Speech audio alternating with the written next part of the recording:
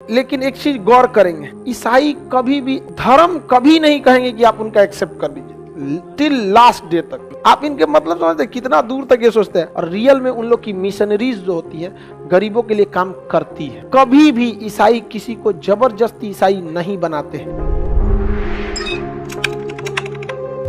रोम और Germany, Italy का रोम था और उसके जस्ट ऊपर जर्मनी।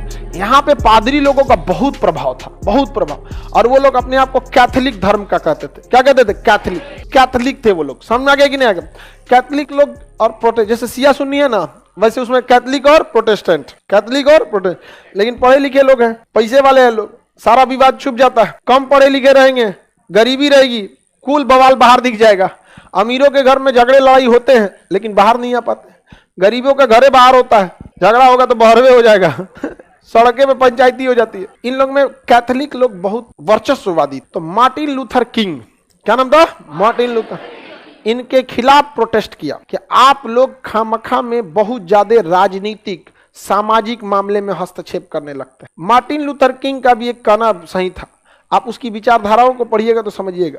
साहित्य के क्षेत्र में वह व्यक्ति जाता है जो समाज में कुछ करना चाहता है। विज्ञान के क्षेत्र में वह जाना चाहता है जो कुछ करना चाहता है। विज्ञान के क्षेत्र में अगर बहुत अच्छा काम करेगा तो उसके बाद उसका सिलेक्शन होगा, बहुत सारे चीजों के बाद। लेकिन अगर कोई कुछ भी नहीं कर सकता है तो भी वो किधर जा सकता है? धार्मिक। आप अपने बाल बच्चों को धार्मिक गुरु बनाएंगे या डॉक्टर इंजीनियर बना के सेटल करेंगे? कुछ ना कुछ सेटल करना चाहेंगे। समझ में आ गया कि नहीं आ गया? धार्मिक चीजों में जाने देना चाहते हैं। इसका मतलब जो समाज के अग्रिम श्रेणी है, जो क्रीम लेवल का समाज है, वो किधर की ओर जा रहा है? आधुनिक शिक्षा की ओर। वो देश को आगे बढ़ाने के लिए इकोनॉमी में बढ़ा रहा है। ठीक है। और मार्टिन लूथर किंग का कहना था कि जो समाज के पीछे के लोग हैं, जो इस पढ़ाई को या तो एफोर्ड नहीं कर सकते हैं गरीबी की वजह से, या पढ़ नहीं सकते हैं अपने मेंटलिटी की वजह से, वो धार्मिक चीजों में जा रहे थे। और वो हमें क्यों रूल करते हैं? किसका कहना था? अच्छा, उसका कहना क्या गलत था? आप सेलेक्टेड है, पूरा एग्जाम दिया है, यूपीएससी वगैरह पीसीएस से लेकर हर एक चीज का एग्जाम दिया, उसके बाद वो सेलेक्ट हो रहा है और उसके ऊपर कोई ऐसा आदमी है जो आके रूल करेगा।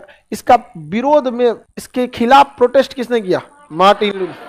और मार्टिन लूथर किंग के साथ बहुत सारे लोग आ गए और धीरे धीरे कई सारे पादरी की शक्तियों में कमी किया गया। एक लिबरल कैटेगरी के पादरी आए और एक नई विचारधारा आई जिसे कहा गया प्रोटेस्टेंट। क्या कहा गया? प्रोटेस्ट। तो बताइए ईसाइयों में कितनी शाखा?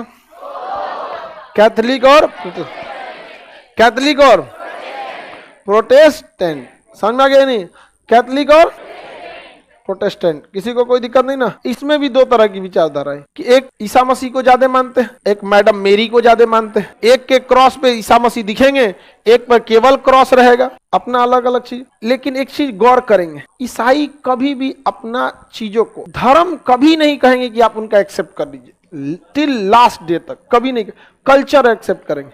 वहां पे आप देखिएगा, आप कड़ा बांधिएगा तो वो धार्मिक संकेत होगा, या फिर आप ताबीज वगैरह पहनेंगे। लेकिन उन्होंने क्रॉस को एक फैशन बना दिया, हर कोई पहन लेता है क्रॉस को फैशन। अच्छा, इसके लिए उन्हें पता था कि अगर हम बहुत तगड़ा नियम कानून लगा देंगे ना क्रॉस पे कि ऐसे मत पहनो, क्रॉस पहन के तुम शराब नहीं पी सकते हो, क्रॉस पहन के तुम खेल कूद नहीं सकते हो, क्रॉस पहन के तुम डांस नहीं कर सकते, तो लोग इसको नहीं पहनेंगे। इसलिए कहा कि जो मन करना है करो, अच्छा काम कर, जो मन करना, फैशन बना दिया उन्होंने। आप इनके मतलब समझते कितना दूर तक ये सोचते हैं। और हमारे यहाँ अगर कड़ा रुद्राक्ष पहन के आप गाली गलौज कीजिएगा, शराब पी के उल्टे रहे, कोई कहेगा नहीं भैया तुम एकरो नासेगा। लेकिन उस जानते हैं कि ना ना ना, लोगों को ऐसा करो ना कि लोगों को लगे कि आजादी तो यही है, जो पहनना है पहनो, जो खाना है खाओ, जो करना है करो, कोई दिक्कत नहीं। पोप होते हैं धार्मिक गुरु, और अगर कोई महिला हो जाती है तो उसे नन कहते हैं। क्या कहते हैं? नन। नन मतलब ऐसा नहीं कोई नहीं, नन। क्या बोला जाता है? नन। फीमेल रहती है तो उसे क्या कहा जाएगा? नन। अब मेल रहेगा तो फादर। फादर से ऊपर रहेंगे तब क्या कहेंगे? Saint, pope, Saint. सेंट बहुत बड़ा उपाधि हो जाता है। बहुत बड़ा बदलाव लाए रहेंगे ना तो आपके नाम के आगे सेंट जोड़ा जाएगा। सेंट जेवियर्स, सेंट पॉल, अरे बड़ी स्कूल होते हैं सब सेंट नाम से। समझ में आ गया कि ना? गया? आगे बढ़े। देखिएगा वो कभी भी ना नाम भगवान के नाम पर नहीं लगेगा। जीसस क्राइस्ट इंटर कॉलेज नहीं रखेगा, हम लोग रखेंगे सरस्वती शिशु मंदिर। लेकिन वो स्कूल उनका, इंफ्रास्ट्रक्चर उनका, आपकी मजबूरी है वहां अगर अच्छे पढ़ना है तो आपको क्रिश्चियन स्कूल में पढ़ाएंगे। लेकिन जानते हैं ना, इनको आराम से समझाना है। सेंट जेवियर, सेंट ये, सेंट वो, कभी ईसा मसीह के नाम पे नहीं रखेगा। देखिए कभी भी नहीं।